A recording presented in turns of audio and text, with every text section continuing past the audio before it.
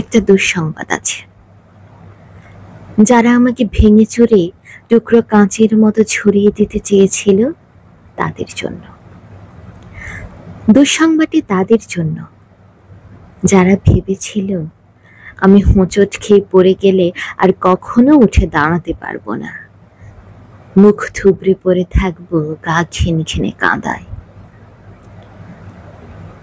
আমাকে ছিঁড়ে কাগজের মতো কুচি কুচি করে হাওয়ায় ভাসিয়ে দিলে আমি হারিয়ে যাব দিকশূন্যপুর।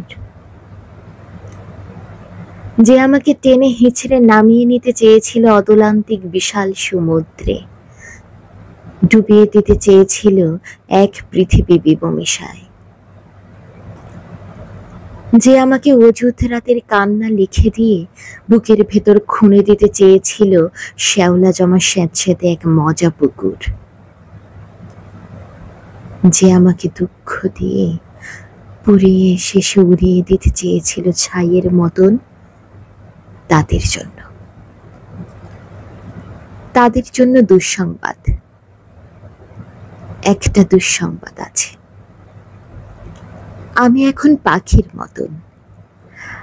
আমায় ছিঁড়ে কুচি কুচি ভাসিয়ে দিলে এখন আমি ডানা মেলে আকাশ জুড়ে উঠতে জানি।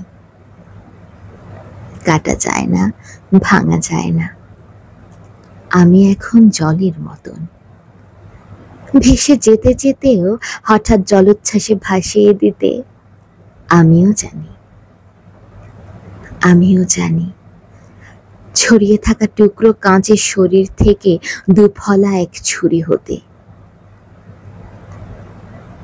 এই যে মানুষ দুঃখ দিতে দুঃখ ভীষণ, সেও জানুক আমি এখন হাসতে জানি। শ্যাওলা জমা পুকুর জুড়ে আমি এখন রোদের মতো ভাসতে জানি। প্রস্থানের গল্প লিখেও ইচ্ছে হলেই আবার ফিরে আসতে জানি। আমি এখন পুড়ে যাওয়া ছাইয়ের ভেতর জেগে ওঠা ফিনিক্স পাখি। আমি এখন মৃত্যু মেরে বাঁচতে জানি।